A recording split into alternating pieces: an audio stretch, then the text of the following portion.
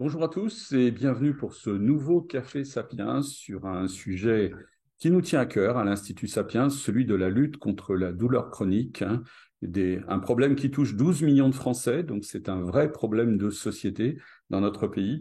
Et pour partager son expérience et pour nous donner de sages conseils, nous avons le plaisir et l'honneur de recevoir Marc Lévesque. Bonjour Marc. Bonjour Dominique. Alors Marc est neurochirurgien, il exerce à Marseille, il a été formé en France, en Belgique, au Canada. Il fait partie de l'Observatoire Santé et Innovation de l'Institut Sapiens. Il est notre expert sur le sujet de la douleur chronique. Et il a publié l'année dernière, j'en profite parce qu'on est au bord de l'été, donc c'est le moment où il faut acheter les livres. Il a publié un excellent livre, Libérons-nous de la douleur, vraiment passionnant. Donc je vous invite à le parcourir si le sujet, bien évidemment, vous concerne. Et je pense que si vous êtes là, c'est que ça vous concerne. Avant de commencer, je vous rappelle que vous pouvez poser toutes les questions que vous souhaitez à travers la fonction questions-réponses QR au pied de votre écran. Donc n'hésitez pas, écrivez votre question. Et puis, dans la dernière partie de notre Café Sapiens, Christina nous passera les questions et on pourra y répondre avec Marc. J'ai une toute petite recommandation, comme je le fais à chaque fois qu'on parle de la douleur chronique. Ne posez pas des questions personnelles dont la réponse serait un diagnostic médical, d'accord? On n'a pas le droit de faire des diagnostics médicaux comme ça en direct. C'est pas parce que ça passe en visio que c'est une téléconsultation. Ce n'est pas une téléconsultation, ce n'est qu'une conférence. Donc, ne posez pas des questions trop personnelles auxquelles on ne pourrait pas vraiment répondre. Bon, Marc, on s'est choisi un thème aujourd'hui, la technologie au secours de la douleur chronique. Alors, quand on appelle les secours, c'est qu'on ne sait plus quoi faire d'autre, hein.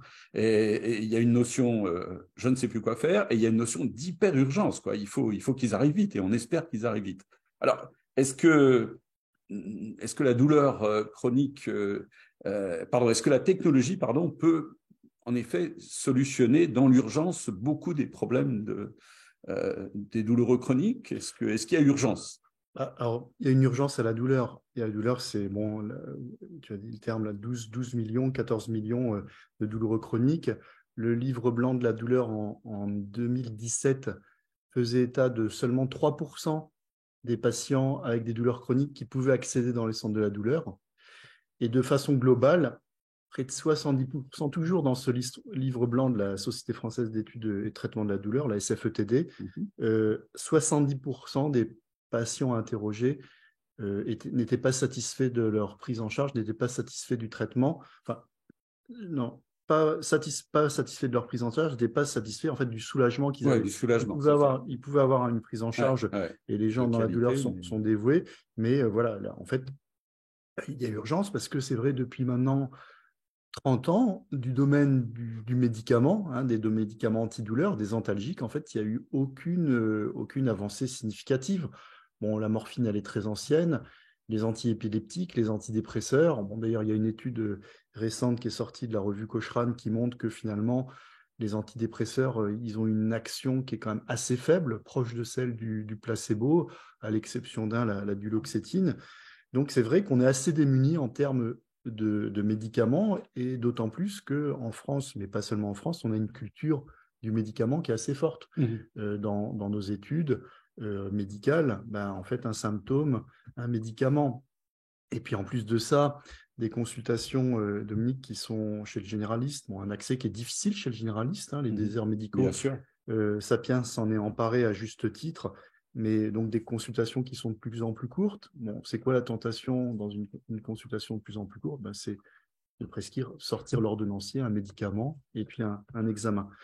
Donc voilà, la prise en charge médicamenteuse montre de plus en plus ses limites, et la prise en charge est saturée, en fait. Donc oui, effectivement, il y a urgence à prendre en charge la douleur chronique, comme tu le disais. Ouais.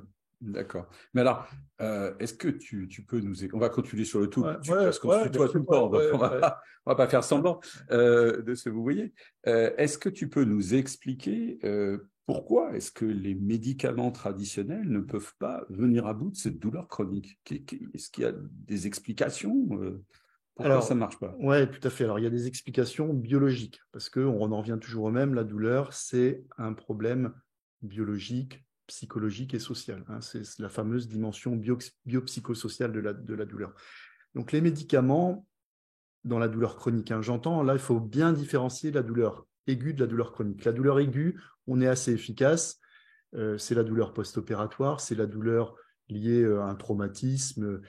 Ça, on sait la traiter. Et là, les morphiniques, les médicaments à base de morphine, et on parle des paracétamol, de la codéine, du tramadol, de la morphine, de l'oxycodone, ont toute leur place. Et même parfois, je dirais, il faudrait même y avoir recours plus rapidement, je pense, chez les enfants, les personnes âgées qui ont des douleurs aiguës, et notamment, Dominique, dans la douleur cancéreuse. La douleur cancéreuse, qui sont quand même des douleurs pas toujours bien contrôlées.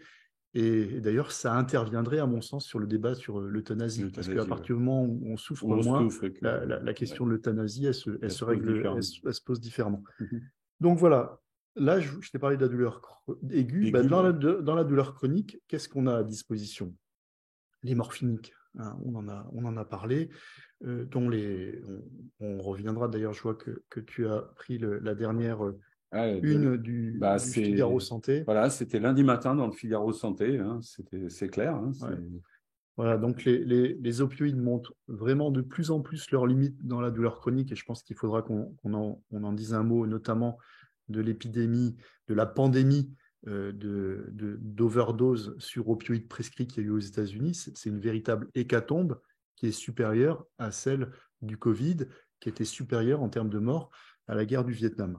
Donc ça, les opioïdes, on en reparlera, montrent franchement leurs limites dans la douleur chronique. Est-ce qu'on peut en parler tout de suite comme ça? On peut en parler tout de suite. Tout de suite. Bon, les opioïdes, on a ouvert un peu cette boîte de Pandore dans les années 90 de prescrire les opioïdes dans la douleur chronique non cancéreuse. Et cette boîte de Pandore, elle était ouverte aux États-Unis, et c'est un scandale. C'est un laboratoire qui a commencé en fait à faire la promotion des morphiniques et notamment de l'oxycodone dans la douleur chronique non cancéreuse. Alors, ça a été tout de suite, il y a eu un marketing très agressif autour de ça. D'ailleurs, je te recommande un livre qui vient de sortir, qui a été le livre préféré de Barack Obama en 2021, c'est L'Empire de la douleur, qui est un livre passionnant qui se lit comme un thriller, où le journaliste explique comment un laboratoire, Purdue Pharma, a élaboré une stratégie pour que l'on prescrive dans les lombalgies, dans les douleurs chroniques non cancéreuses. Et ça a été par un marketing assez habile, avec même d'ailleurs des cabinets de conseil qui ont participé, et ça se solde aujourd'hui avec des procès, des centaines de millions de dollars. Ça a été en fait de faire la promotion des morphiniques, des cloxygodone dans la douleur chronique non cancéreuse. Alors, ça a explosé, hein, le médicament qui a été prescrit à ce moment-là, c'est l'oxycodone, a fait un bénéfice, hein, je parle de bénéfice, pas de chiffre d'affaires, de 35 milliards de dollars. Donc, ça a été effectivement mais très vite, on s'est aperçu qu'au niveau santé publique, c'était désastreux, parce qu'il y avait bien sûr de l'accoutumance, des overdoses, et puis un phénomène que l'on connaît bien quand on s'intéresse à la douleur, c'est l'hyperalgésie induite par les morphiniques. C'est-à-dire que non seulement il y a les problèmes d'accoutumance, mais en plus, plus on prend de la morphine, plus le seuil douloureux s'abaisse. C'est pour des raisons biologiques. C'est le chat qui se mord la queue. Voilà, c'est non seulement le problème d'accoutumance, mais aussi on est obligé d'augmenter les doses parce qu'on devient de plus en plus, entre guillemets, douillé. Et ça, c'est l'hyperalgésie induite par les morphiniques, c'est bien documenté. Et dans la douleur chronique, comme on prend des douleurs... Alors, dans la douleur cancéreuse, malheureusement, les patients peuvent avoir une espérance de vie réduite. Donc, la question, malheureusement, ne se pose pas parce qu'ils ne vont pas prendre des médicaments morphiniques au long cours, ou alors ils vont être guéris, et puis dans ce cas-là, les douleurs cessent. Voilà. Mais chez les patients douloureux chroniques qui prennent ça pendant des années, eh bien, leur seuil douloureux petit à petit s'abaisse et toutes les nouvelles douleurs deviennent encore plus pénibles. Donc ça, c'est le problème de la morphine. Donc, une efficacité qui n'est pas très bonne et tous les effets indésirables d'accoutumance, d'hyperalgésie induite que ça. Ensuite, la deuxième classe qu'on utilise dans ce qu'on appelle les douleurs neuropathiques, c'est-à-dire quand les douleurs qui sont liées à des nerfs ou à le système nerveux qui a été abîmé. Et ça donne des brûlures, des décharges électriques, des douleurs extrêmement pénibles, des fourmillements. Et ça concerne près de 700 000 Français. Eh bien, pour ces douleurs neuropathiques, la morphine, on en a dit un mot, elle montre ses limites. On a les antiépileptiques, un médicament qui s'appelle la prégabaline, la gabapentine, l'Lyrica neurontin, et des médicaments antidépresseurs. Aujourd'hui, les études montrent que ces médicaments, notamment les antiépileptiques, ont alors on appelle ça dans notre jargon un NNTT, c'est-à-dire le nombre de patients à traiter pour que un soit soulagé. Eh bien, par exemple, dans la prégabaline, le Lyrica, on considère qu'il est de 7, c'est-à-dire qu'il faut traiter 7 patients pour qu'il y en ait un qui soit soulagé. Voilà. Dans les antidépresseurs, par exemple, si on prend le cas du Laroxyl, l'amitriptyline, il est de l'ordre de 5. Donc, il faut qu'il y ait 5 patients pour qu'il y en ait un qui soit soulagé. Donc, une efficacité, j'allais dire, biologique qui est faible. Et à côté de ça, Dominique, il y a le problème des effets indésirables. C'est-à-dire que non seulement vous n'êtes pas bien soulagé, mais en plus, vous pouvez être somnolent. Qui dit somnolence dit ne pas pouvoir conduire. Et qui ne pas pouvoir conduire, c'est ne pas pouvoir aller au travail, donc en arrêt de travail. Il y a aussi des problèmes d'irritabilité, donc des répercussions sur l'humeur. Et on va devenir beaucoup plus sensible, ou inversement, on va se refermer. On peut même aussi déprimer. Des répercussions sur le poids. Avec certains médicaments, on peut prendre jusqu'à 20 kilos. Wow. Et des répercussions aussi sur la libido. C'est-à-dire qu'il y a des médicaments, notamment les antidépresseurs ou les antiépileptiques, qui vous mettent un petit peu la libido en berne. Donc, quand on ajoute le peu d'efficacité plus les effets indésirables, il faut bien un petit peu considérer les alternatives aujourd'hui disponibles.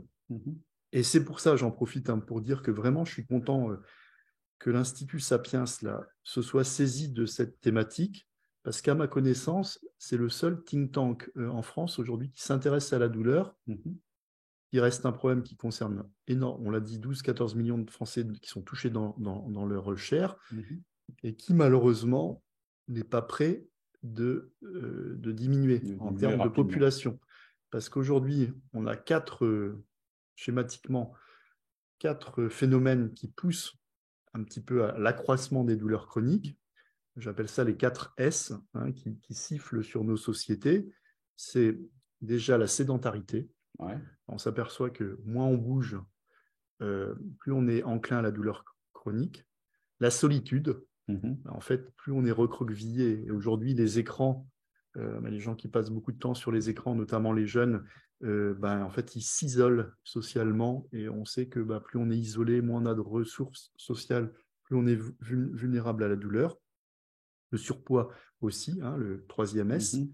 Et puis également, la sénescence. Alors ça, j'ai dit la sénescence, c'est pour ne pas parler de la vieillesse, parce qu'il me fallait un 4e S. C'est-à-dire la vieillesse. À partir, je ne me rappelle plus qui, je crois que c'est Consponville dans son bouquin qui disait à partir de 70 ans, si tu te réveilles sans douleur, c'est que tu es mort. Moi, je sais qui a dit ça, parce que c'est mon médecin qui m'a dit ça un jour. D'accord. Et j'ai pensé que ça venait de lui, mais... D'accord. Donc, voilà, la vieillesse, le fait d'avancer en âge, c'est pourvoyeur d'arthrose, etc. Et donc pourvoyeur de douleurs chroniques. Et justement, c'est quand on est âgé, il faut éviter effectivement ces molécules qui peuvent vous rendre somnolente, et puis qui sont pourvoyeuses de chute, qui altèrent un petit peu la vie relationnelle, la mémoire également.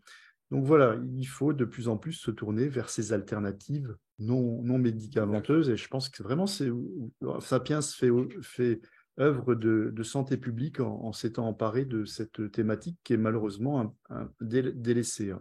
Ben, merci, et on va continuer. Alors, est-ce que tu peux m'expliquer pourquoi ça ne marche pas avec les médicaments, tu viens de le dire, mais pourquoi ça marcherait avec la technologie? Alors, Pourquoi ça fonctionne? Explique-nous. Alors, voilà. pas toujours à Ouais, ouais. 100%, j'ai compris, Non. hein, mais pourquoi ça marche un peu mieux? Alors, quand on parle de technologie, Dominique, on parle de neuromodulation. Ouais. C'est-à-dire, et pour comprendre la neuromodulation, il faut avoir en tête, Dominique, que la douleur, c'est un phénomène électrique et chimique. Alors, chimique, on connaît, c'est les Mhm. médicaments, c'est-à-dire qu'on agit sur les neuromédiateurs, Mhm. mais c'est aussi un phénomène électrique parce que entre les neuromédiateurs, entre ce qu'on appelle les synapses, il y a des filets nerveux qu'on appelle les axones. Et ces axones, en fait, c'est des sortes de câbles électriques où l'électricité circule. Donc, on peut réguler la conduction du système nerveux, soit en intervenant sur ce qu'on appelle les synapses et les neuromédiateurs, ça c'est l'antalgie chimique, Mhm. soit en agissant au niveau de ces faisceaux, de ces fibres et les nerfs, et ça c'est électrique. Et ces nerfs, en fait, ils partent de nos extrémités, de la surface de notre peau, jusque en remontant au niveau des racines nerveuses, puis la moelle épinière, puis notre cerveau. Et à chaque niveau du cheminement nerveux de l'information douloureuse, eh bien, on a possibilité de l'interrompre via l'électricité. Et pourquoi c'est intéressant, l'électricité, la neuromodulation, c'est que contrairement à l'antalgie chimique, on peut avoir une action focale. Mhm. C'est-à-dire que si, par exemple, vous avez des douleurs de coude, des douleurs d'arthrose au genou, vous pouvez faire ce qu'on appelle de la TENS, c'est-à-dire appliquer un courant électrique qui va brouiller la douleur Voilà. localement. Tu anticipes ma prochaine question, donc vas-y, rentre dans le D'accord. détail. Rentre dans le détail. Voilà. Donc, les Alors, solutions et comment on peut les appliquer? exactement. Dans quel Alors, domaine? par opposition, tu vois, à la, à l'antalgie chimique, où, en fait, pour soigner le genou, Ouais. on va devoir prendre une molécule qui diffuse dans tout Tout le corps. l'organisme. Ouais. Et comme c'est des molécules qui ne tapent pas seulement sur les récepteurs de la douleur, mais qui Ouais. vont sur d'autres récepteurs, notamment au niveau cérébral, je parle pour la morphine, eh bien, on va avoir des effets qui ne sont pas souhaités, qui sont des effets Mhm. indésirables. Mhm. L'avantage de la neuromodulation, si on prend par exemple, alors, pour faire simple, hein, Dominique, je te propose, on va suivre le nerf. Ouais. Donc à la surface de la peau, on a des filets nerveux.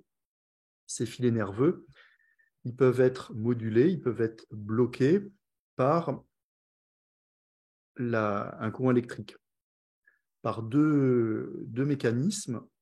Un mécanisme de libération d'endorphine, c'est-à-dire Mhm. quand on applique un courant électrique, ça libère une molécule qui est de la morphine naturelle, et aussi par un phénomène un petit peu plus complexe, mais qui est intéressant à expliquer, c'est ce qu'on appelle l'effet portillon.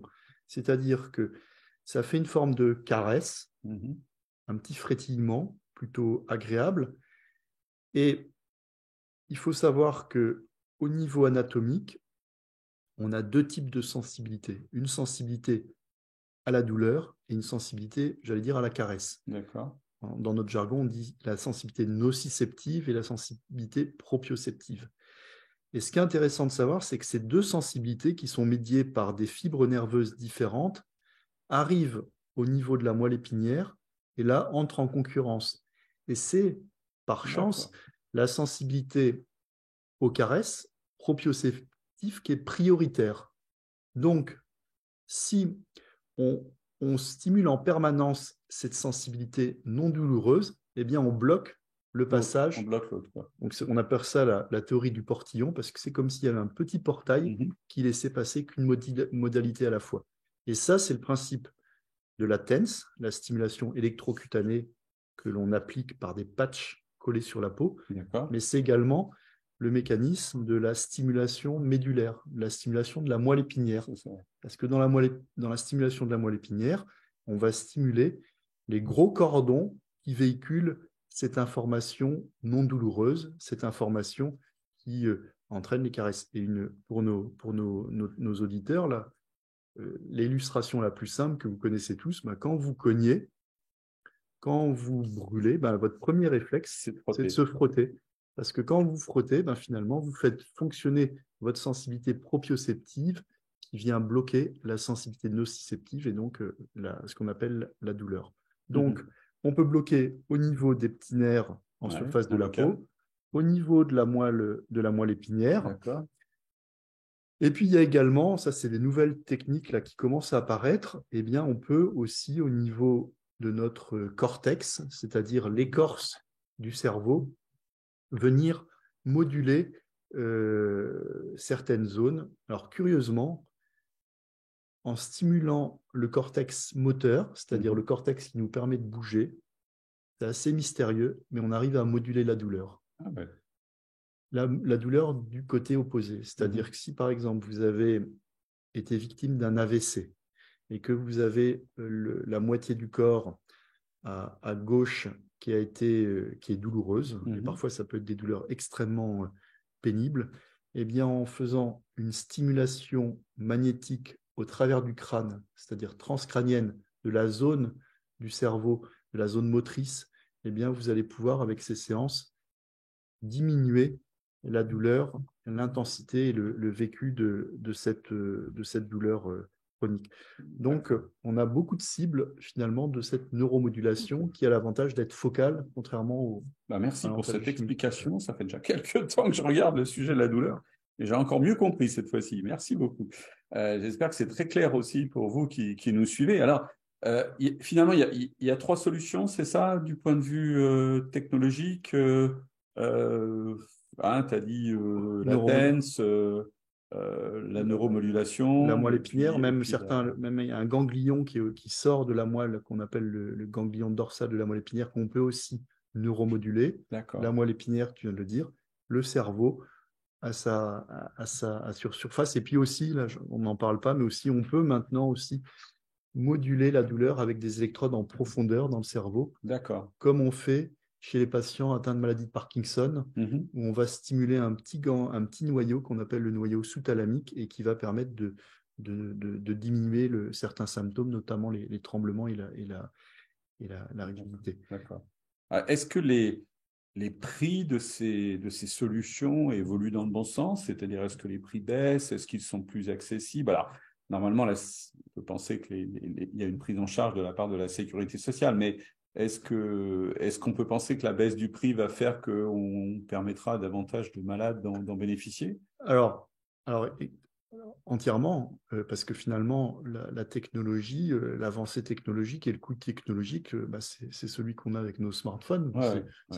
En fait, c'est des condensés de technologie, donc forcément, les prix vont en diminuant, mais il y a plusieurs problématiques. Si, par exemple, on prend la TENS, on sait aujourd'hui, c'est efficace. Il y a aucun risque. De temps en temps à la télévision, d'ailleurs, il y a des pubs là-dessus. On dit mettez-vous. Alors, ils disent pas TENS, mais on dit mettez un petit appareil à l'endroit. D'accord. Bon, mettez votre petit appareil à l'endroit où vous avez mal, et puis on voit que ça fait des espèces d'ondes. Enfin, c'est comme ça que c'est représenté. Ouais. C'est la TENS, quoi. Voilà. Alors ça, bon, il y a TENS et TENS, il y a toutes sortes de dispositifs. Là, moi, je te parle des dispositifs médicaux qui ont été testés, qui ont été homologués, pour lesquels qui sont prescrits par des médecins et qui sont remboursés. Ce qui est quand même un peu cocasse aujourd'hui, c'est que ces thérapies qui ne présentent vraiment aucun risque, à part peut-être parfois des phénomènes un peu d'allergie. Il n'y a personne qui ne s'est jamais électrocuté. Eh bien, il y a très peu de médecins qui peuvent les prescrire. Ah oui. Il faut soit être dans un centre de la douleur. D'accord. Et donc là, on le disait tout à l'heure, il y a moins de 280. Moins de 280 et il y a seulement 3% qui ont accès. Donc, soit quelques médecins spécialisés dans la douleur qui ont les diplômes. Donc, en fait, aujourd'hui, c'est beaucoup, beaucoup plus facile de prescrire des morphiniques dont on connaît les effets secondaires que ces thérapies qui sont efficaces et qui présentent finalement assez peu de risques. Ça, c'est le problème de la TENS. Le problème de la RTMS. RTMS, ça veut dire stimulation magnétique transcrânienne répétée. RTMS, c'est l'abréviation anglo-saxonne. Et bien là, c'est encore pire. C'est que c'est une technique aujourd'hui qui a été validée scientifiquement, mais pour lequel on n'a pas encore de code au niveau de la sécurité sociale Donc, à partir du moment où il n'y a pas de code, c'est difficile d'avoir un modèle économique pour les cliniques, les hôpitaux. Donc, bon, ça se fait avec des assimilisations de code. Enfin, c'est assez boiteux, à tel point qu'il y a encore beaucoup d'établissements qui hésitent à acquérir ces matériels innovants parce qu'ils ne savent pas si ça sera remboursé ou pas Qui un va jour. être remboursé. D'accord. Et la neurostimulation? Et la stimulation médulaire qui donne parfois des résultats assez spectaculaires, en fait, elle est assez méconnue. Elle est assez méconnue à tel point qu'en Belgique ou en des pays limitrophes là, comme l'Allemagne, il y a 5 fois plus de patients qui en bénéficient qu'en France. Donc, il y a des véritables freins économiques, réglementaires à l'accès à ces thérapies qui sont une alternative aujourd'hui précieuse dans la prise en charge de la douleur. D'accord, d'accord. Alors, euh, on sait qu'il y a des entreprises de la pharmacie, de la santé en général, hein, qui travaillent sur ces techniques, sur ces technologies. Hein. Le risque d'en citer quelques-unes, c'est qu'on va en oublier d'autres. Et je m'excuse auprès de ceux que je vais oublier. Mais bon, on sait qu'il y a Abbott, on sait qu'il y a Boston, on sait qu'il y a Medtronic qui travaillent là-dessus. Est-ce qu'on a des espoirs de voir ces outils encore plus performants? Qu'est-ce qui se prépare? Est-ce que ça va faire baisser les coûts? Fais-nous un peu rêver là. Ouais. Fais un peu rêver ceux qui nous regardent et qui Ouais. sont peut-être en train de souffrir et qui se disent Ah ouais, non, est-ce qu'il y aura un jour une solution pour moi, quoi? les solutions, elles existent. Ouais. Elles existent souvent. En fait, c'est qu'on les connaît pas. Mhm. Donc, et pour les connaître, faut accéder aux bonnes personnes, il faut accéder au centre. Donc là, il y a véritablement un problème politique, c'est-à-dire que pour accéder au centre de la douleur qui sont surchargés, qui sont, j'allais dire, assez hospitalo-centrés, puisque là, tu faisais état là, des 280 centres de la douleur, qui pour la plupart sont attachés à un CHU. un CHU. Ouais. Bon, c'est un petit peu comme si on pouvait accéder aux médecins généralistes que par les urgences. Il n'y a pas ce maillage libéral, ce maillage de ville qui permettrait en fait un accès plus facile aux médecines de la douleur et aux alternatives non médicamenteuses, parce que c'est souvent les médecins algologues qui orientent vers les techniques alternatives non médicamenteuses. Alors là, tu as cité 3 industriels il y en a d'autres américains qui sont des grands acteurs de la stimulation médulaire. D'accord, d'accord. Mais on a quand même la chance d'avoir aussi des acteurs français, notamment pour la stimulation magnétique transcrânienne, des MED Cineca là, qui sont en Bretagne. On a la chance aussi d'avoir un acteur français pour la stimulation cutanée, la Sublimed, avec l'ActiTens, hein, en fait, c'est un TENS que tu peux piloter avec ton téléphone. Donc, c'est vrai que si on devait parler de la réindustrialisation de notre pays, là, je sais que c'est un thème qui est cher à Sapiens, il n'y a pas, dans le domaine de la stimulation médulaire, on n'a pas d'acteurs français, ni même européens. En fait, c'est des grandes sociétés américaines qui... alors, on parlait technique, tech, on parlait industriel, mais il ne faut surtout pas négliger, en fait, des médicaments, ni de l'ordre de la technique, la neuromodulation. C'est tout ce qui est le sport. L'activité physique adaptée, qui est en fait très efficace, j'allais dire, avec que des effets désirables. Donc, plus vous faites du sport. Plus vous faites du sport, alors à condition que ce soit adapté, c'est sûr que il faut que ce soit une activité physique qui ne réveille pas les douleurs, parce que sinon ça va vite décourager le patient. Donc c'est pour ça qu'on appelle l'activité physique adaptée. Dans certaines régions, il y a même des villes comme Strasbourg où c'est remboursé. Mais là, on tarde, on a un train de retard. Donc l'activité physique, c'est un très bon moyen de prévenir la douleur chronique et de la combattre, notamment toutes les douleurs rachidiennes, les douleurs lombaires. Le mouvement, il y avait toute une pub, là, je ne sais pas si tu te souviens, il y a encore 2-3 ans, de la sécurité sociale. Le dos, le traitement, c'est le mouvement. Oui, c'est le mouvement. On voyait des nageurs, etc. Donc, il y a tout ce qui est mouvement, l'activité physique. Et puis, il y a mobiliser les ressources cognitives, les ressources intellectuelles, la méditation, l'hypnose, l'auto-hypnose, la méditation de pleine conscience, qu'on appelle aussi les thérapies cognitives et comportementales. Ils vont en fait travailler sur la douleur. Pourquoi finalement? Qu'est-ce que ça représente? Le fait de se dire, par exemple, que la douleur que l'on a, elle n'est pas forcément le symptôme de quelque chose de grave, ça diminue l'anxiété, et donc ça diminue la douleur. Hein. C'est ce qu'on appelle par exemple le catastrophisme. On se dit que si on a mal, c'est qu'il y a quelque chose qui se trame, et donc on focalise sur la douleur parce qu'on se dit le médecin il est passé à côté, et si ça se trouve c'est une rechute de cancer, si ça se trouve on ne va pas diagnostiquer. Donc ça c'est des trucs psychologiques, hein, notamment ce qu'on appelle les TCC, les thérapies cognitives comportementales, s'en sont emparés parce qu'on peut travailler dessus avec de très bons résultats. On diminue un petit peu cette charge d'anxiété autour de la douleur.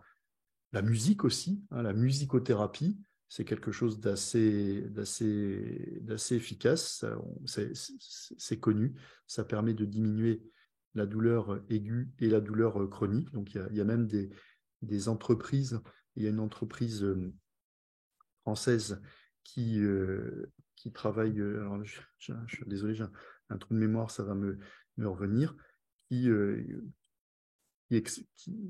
travaille sur ces solutions de la musique.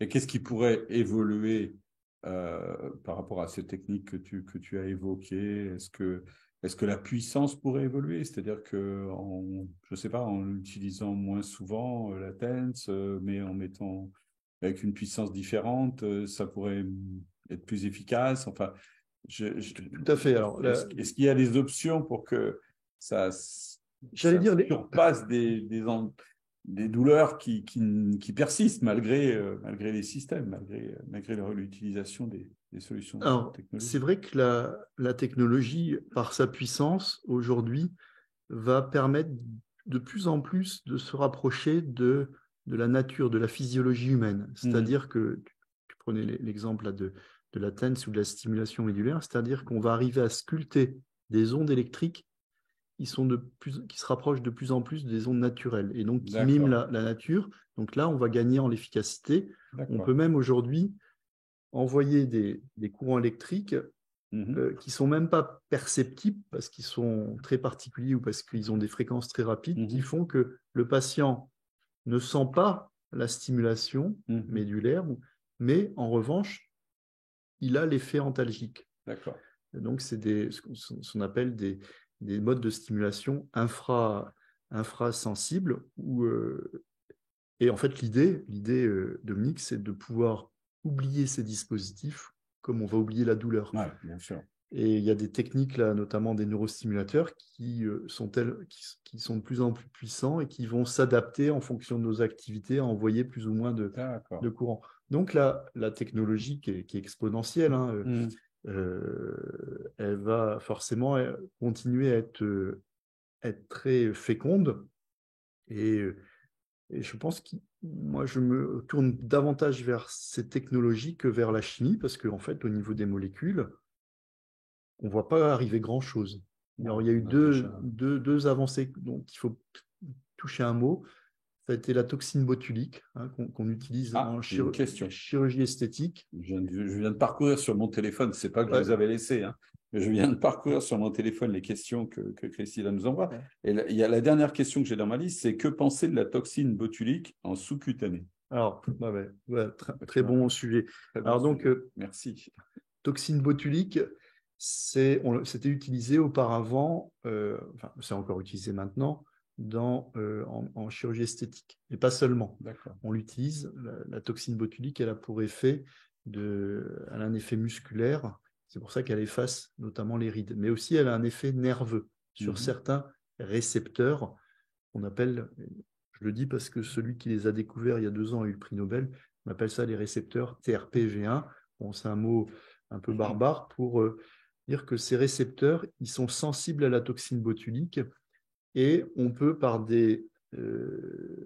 des micro-injections sur la zone douloureuse. Bon, il faut que ce soit une zone qui soit quand même pas trop étendue, Dominique. Et si c'est une zone pas trop étendue, en faisant régulièrement des injections de cette toxine botulique, on va petit à petit pouvoir faire reculer la douleur dans ce territoire. Et il y a une autre technique qui est un petit peu du même, enfin, qui s'attaque à ces mêmes récepteurs, mais par un mécanisme différent. C'est les patchs de capsaïcine. On appelle ça le Qutenza. C'est un piment très très fort qui va finalement, à force d'application, alors ça brûle quand on le met, c'est pour ça qu'on peut faire ça qu'à l'hôpital. À force d'appliquer ce piment, la peau va devenir de moins en moins sensible à la douleur. Et donc voilà, ça c'est deux avancées quand même significatives dans le domaine médicamenteux des dernières années. Mais sorti de ça, on n'a pas grand-chose à se mettre sous la dent. Oui, bien sûr. Il y a quelqu'un, on va revenir sur ma dernière question qui est celle du parcours d'un patient. Parce que je pense que c'est important de revenir sur ce parcours patient pour que si certains de nos spectateurs ont ce problème et comment ils peuvent faire.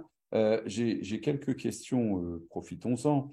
Alors, quelqu'un dit la TENS est efficace, tu l'as bien montré, donc quelqu'un qui doit te connaître, mais il faut insister pour que les patients bénéficient d'une éducation thérapeutique et d'un vrai suivi. Bon, oui, je suppose qu'on peut dire que oui. C'est vrai. Non, tout à fait. Non, c'est un point qui mérite d'être souligné. Alors là encore, la technologie, en fait, elle peut nous y aider. Moi, chaque fois que je fais ce type de prescription, je mets un QR code qui renvoie à des tutos. D'accord. Pour que le patient puisse. Mais bon, effectivement, s'il peut y avoir, parce qu'il y a aussi le problème de la ressource en termes de soignants et notamment d'infirmiers, d'infirmières. Si on peut effectivement avoir un suivi un peu personnalisé par un soignant qui va montrer les programmes à quel endroit, ça c'est rêvé. Mais aujourd'hui, un petit peu dans l'état de carence de moyens, et notamment humains dont on se trouve, parfois il faut... Ouais, ça risque de plaire. D'où peut-être les associations. Les associations, il y a la FVD qui fait un travail remarquable.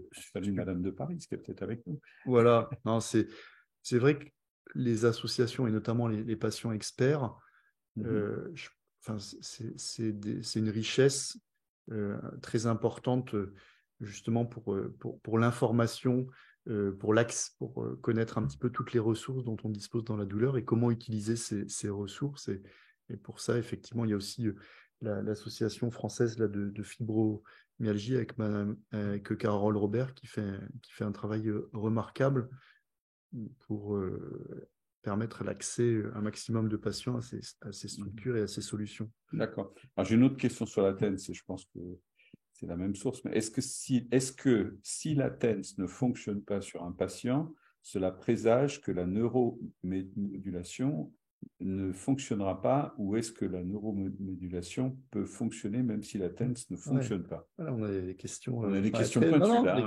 Non, mais c'est une question extrêmement intéressante. Alors, si la TENS fonctionne, c'est-à-dire les patchs que l'on colle sur la zone cutanée, il y a de fortes chances que la stimulation médulaire fonctionne. Donc, inversement, c'est le plus important. Si ça ne fonctionne pas, la stimulation médulaire peut fonctionner. D'accord. Voilà. Bon.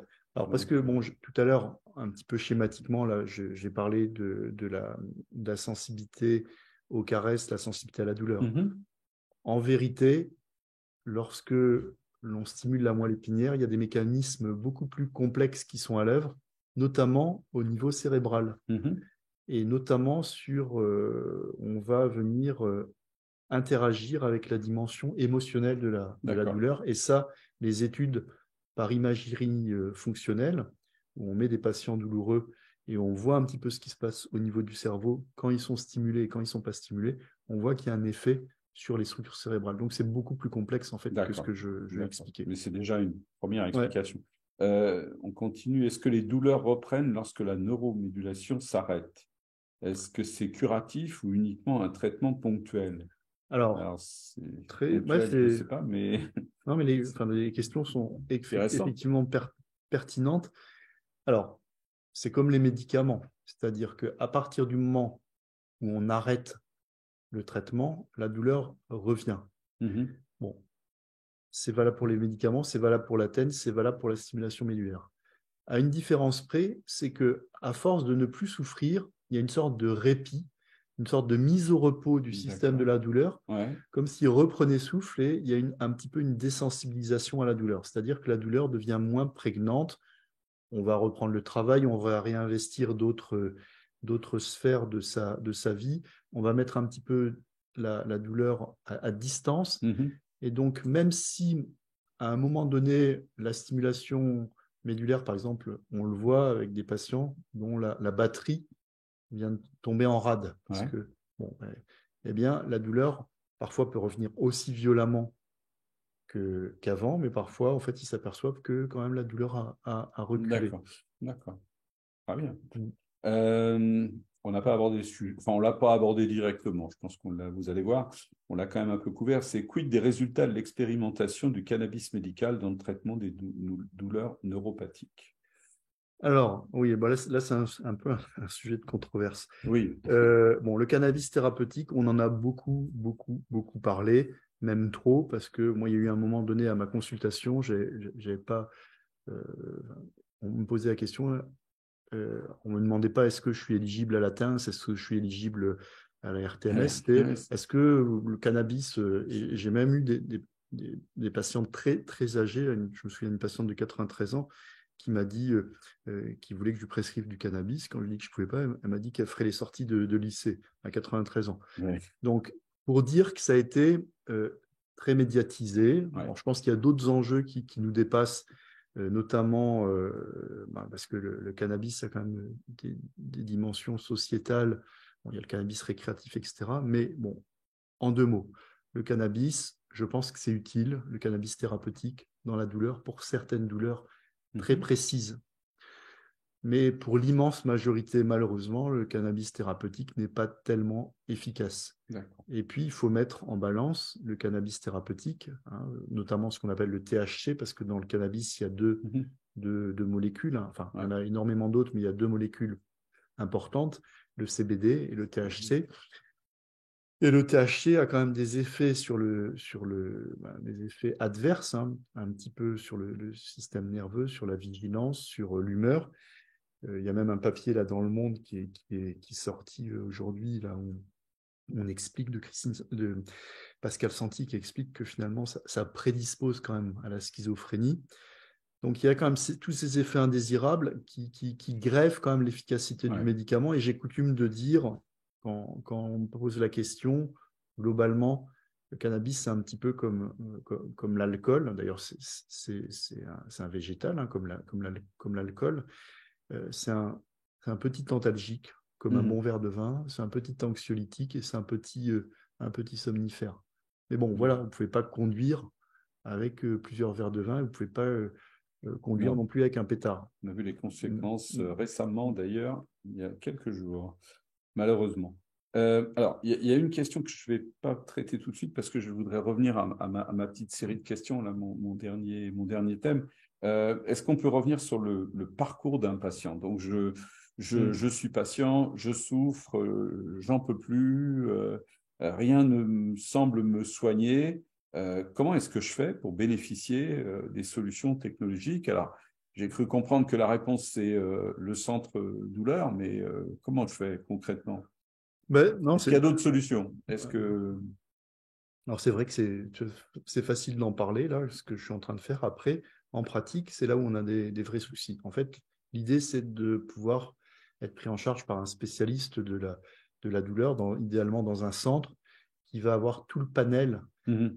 de ces thérapies médicamenteuses, non médicamenteuses, de neuromodulation dont on vient parler. Donc, c'est pouvoir accéder à un centre de la La douleur. douleur? Aujourd'hui, il y a un véritable problème. C'est un petit peu le même problème qu'on a aux urgences d'ailleurs, parce que parfois, les patients avec des douleurs pour qui on pourrait faire quelque chose, ou alors qui ont des douleurs très importantes, eh bien, la file d'attente, elle peut être occupée par des patients qui sont très, très chroniques, pour lesquels, en fait, tous les efforts que l'on déploie permettent des résultats assez faibles.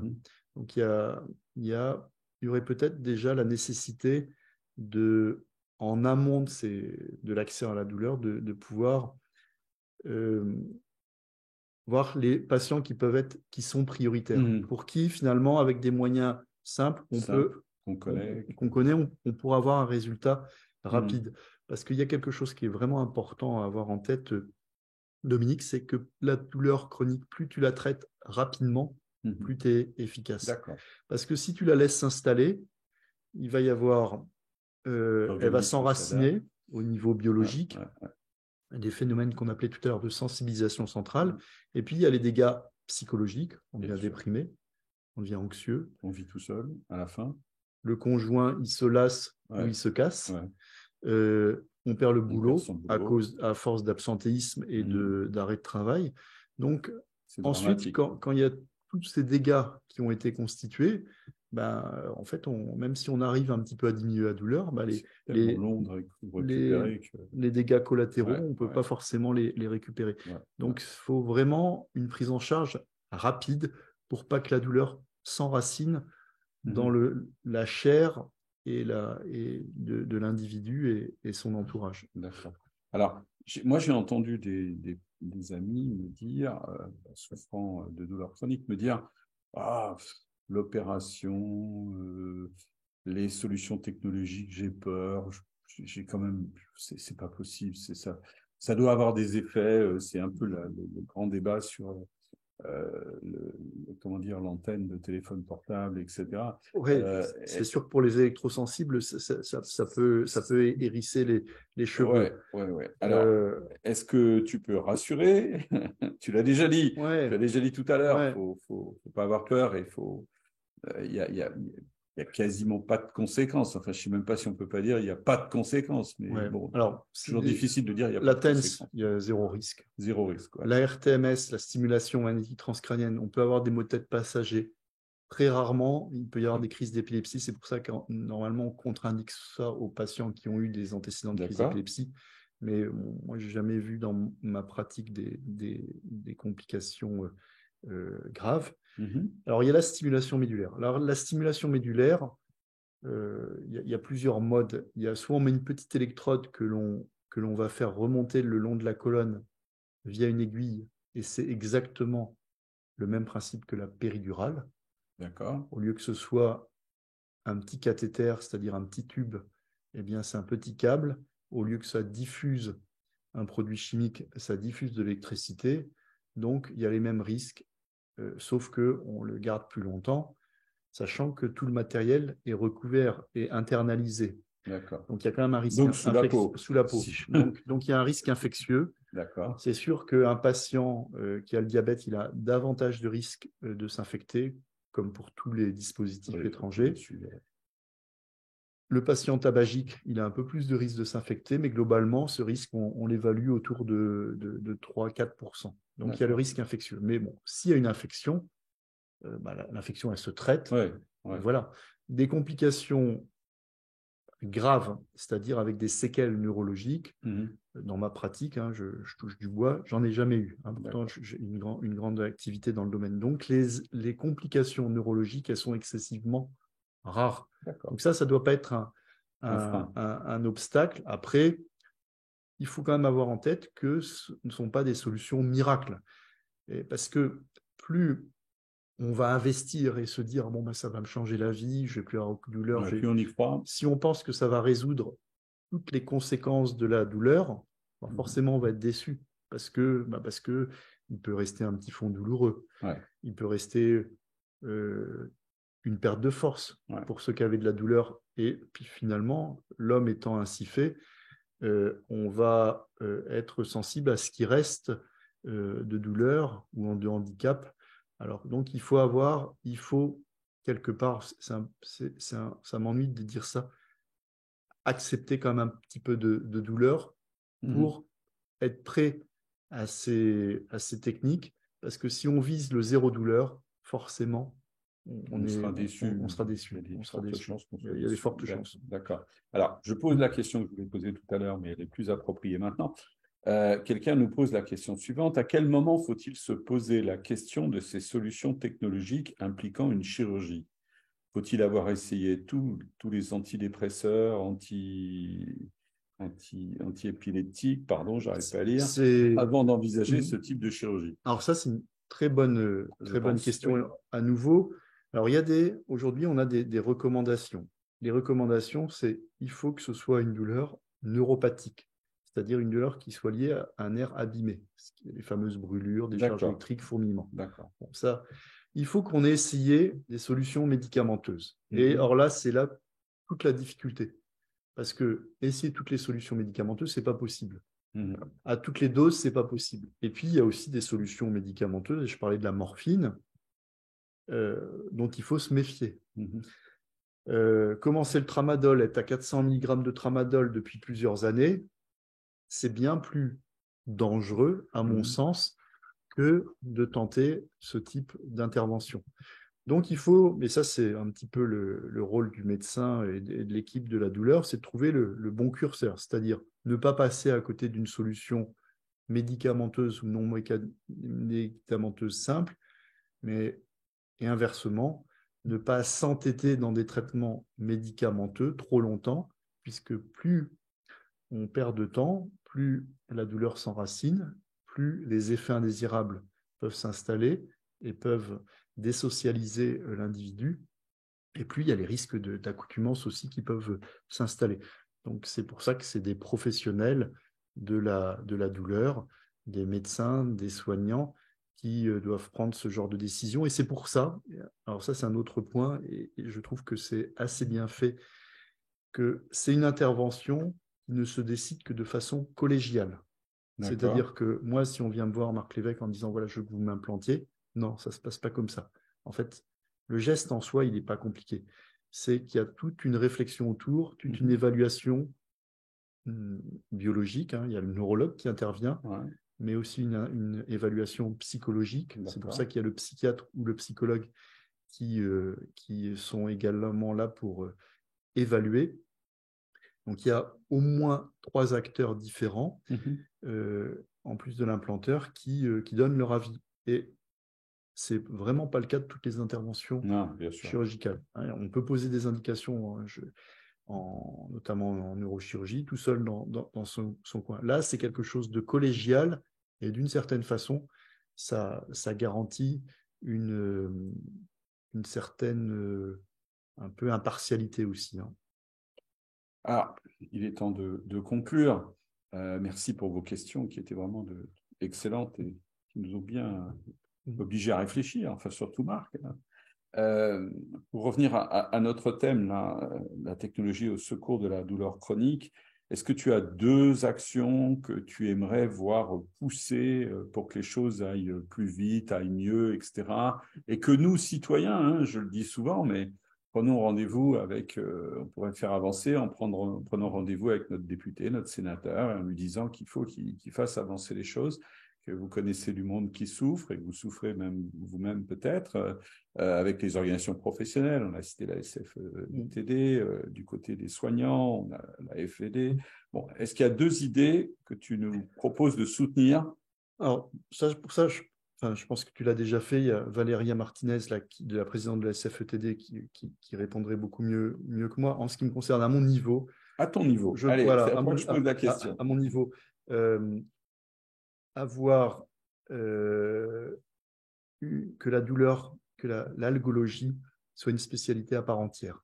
Mhm. Alors, ça peut paraître un peu anecdotique, réglementaire, mais l'algologie, ça doit être comme la dermatologie, comme la gynécologie, etc. C'est-à-dire que ce soit des études qui soient structurées, qui soient une vraie spécialité avec un enseignement Mhm. structuré. Euh, pour que finalement, il y ait des algologues qui s'installent en Ouais. ville, à Ouais, l'hôpital, ouais. en ville, surtout parce que c'est ce qui en manque. Il y a un maillage important. Il y a un équilibre. Et donc, qui dit algologue en ville, bah pour Mhm. ça, il faut qu'il y ait un modèle économique. C'est-à-dire qu'aujourd'hui, s'occuper de patients avec des douleurs chroniques, c'est au sein d'une équipe, ça prend beaucoup de temps, beaucoup de ressources. euh, contrairement à d'autres gestes très techniques en médecine qui sont très, très valorisés. Là, ça prend beaucoup de ressources et c'est peu valorisé. Donc, il faudrait que les actes de la douleur, et notamment les consultations de la douleur, soient mieux valorisés, mieux remboursés pour que finalement, c'est toujours, on en revient à la même chose, qu'il y ait un incitatif pour que les médecins, hein, je ne veux pas citer de spécialité, mais il y a des spécialités aujourd'hui qui exercent une grande attractivité parmi les jeunes internes, notamment parce qu'il y a une bonne qualité de vie, parce que c'est mieux rémunéré, etc. Et pour autant, il n'y a pas les mêmes impératifs de santé publique. Alors, moi, ça, c'est un message que j'adresse à mes jeunes collègues. Pourquoi j'ai choisi ce domaine? Parce que c'est, Dominique, très gratifiant. On se sent utile. Moi, je vois avant, après les interventions, le masque des patients. En fait, même quelque chose qui m'a frappé, je fais l'intervention. Ensuite, ensuite, je monte faire le tour dans les chambres et je passe le lendemain. Rien qu'en ouvrant la porte, je vois que même pas besoin de poser la question. Le faciès, le visage du patient a changé et ça, c'est bon. Et ça, c'est une rémunération en soi. Hein. Je suis d'accord. Et c'est très, très gratifiant. Donc, bon, voilà, je pense qu'il faut encourager les jeunes, il faut encourager l'algologie libérale et ça passe forcément par davantage de moyens, davantage de revalorisation. Très bien. Écoute, merci beaucoup. Merci à toi d'être venu depuis Marseille en train et pas en avion, en train pour partager tes conseils et nous apporter ton expérience. Je pense que vous avez trouvé ça, comme moi, extrêmement passionnant. Le lien YouTube sera disponible demain matin, donc vous allez pouvoir partager cet enregistrement, l'envoyer à qui vous souhaitez, le réécouter et je pense qu'il ne faut pas hésiter à le diffuser largement. Je vous donne rendez-vous pour notre prochain événement. Alors, ça sera toujours une conférence en vidéo, pardon, mais cette fois-ci, ce sera un double café Sapiens. Hein. Aujourd'hui, c'était un simple, mais la prochaine fois, c'est un double parce que ça va durer 2 heures. Hein. Ça va être de 17h à 19h le jeudi 8 juin. Inscrivez ça dans vos agendas si vous n'êtes pas déjà inscrit. Inscrivez-vous en allant sur notre site. Donc, jeudi 8 juin, 17h, 19h. Et on va rester un peu dans la santé puisque on va parler de l'avenir des métiers de santé. Et on va essayer d'évoquer tout ce qu'il faut faire pour préparer l'avenir des métiers de santé. Et bien évidemment, on ne manquera pas de parler d'un sujet qui nous tient beaucoup à cœur aussi à l'Institut Sapiens, le thème de l'infirmière de pratique avancée pour essayer de libérer nos médecins et qu'ils puissent absorber encore plus de patients et qu'on ait moins de déserts médicaux. Voilà. Merci à tous de nous avoir suivis et puis à bientôt. Au revoir.